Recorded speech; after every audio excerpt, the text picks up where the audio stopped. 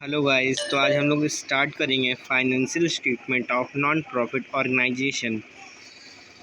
NPO का meaning होता है नॉन प्रॉफिट ऑर्गेनाइजेशन। एनपीओ की डिफिनेशन होती है NPO are the separate legal entity promoted by individual और enterprises but not owned by them. Their main objective is public welfare, not profit earning. Schools, colleges, public hospital, social welfare और NGO।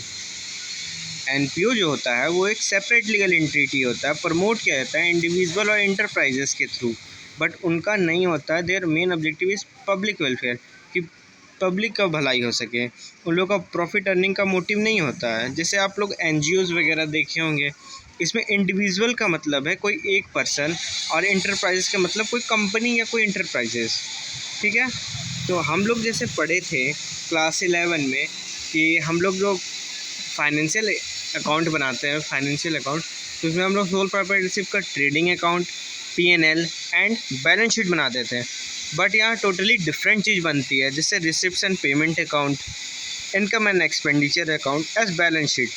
इनका जो receipts and payment account है वो same as cash account. Cash account का आप लोगों ने leisure ज़रूर बनाया होगा क्लास 11 में।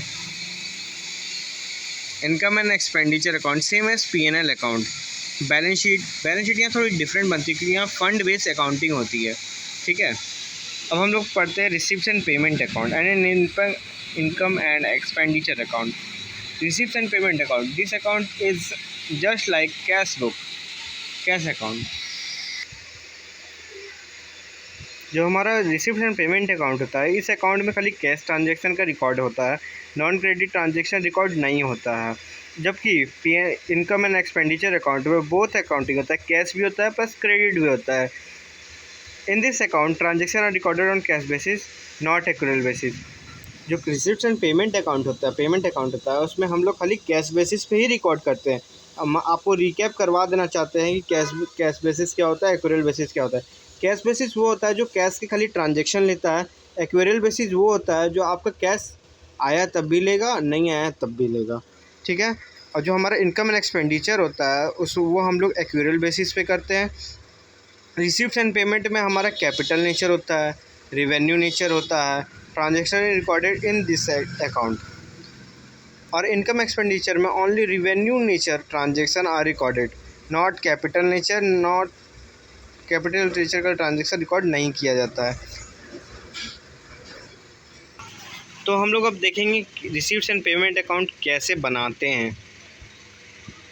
ये देख लीजिए आप लोग, फॉर्मेट है। पहला हम लोग रिसिप्ट साइड पर लिखेंगे टू बैलेंस ब्रॉड डाउन, जो भी बैलेंस रहेगा वो ब्रॉड डाउन करेंगे।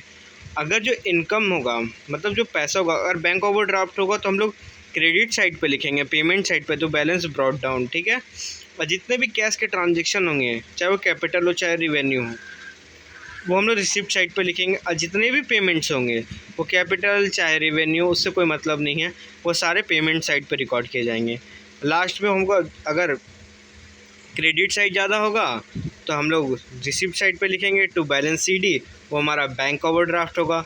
अगर हमारा रिसिप्ट साइड ज़्यादा है तो हमारा बैलेंस बाय बैलेंस सीडी होगा, जो हमारा प्रॉफिट होता है, जिसको हम लोग सोल प्रोप्राइटरशिप में जब हम लोग ट्रेडिंग अकाउंट बनाते थे तो हम लोग उसको बोलते थे ग्रॉस प्रॉफिट। बट यहाँ पे टोटली डिफरेंट होता है, यहाँ सरप्लस बोला जाता है। ठीक है, बट यहाँ पे प्रॉफिट ही होगा।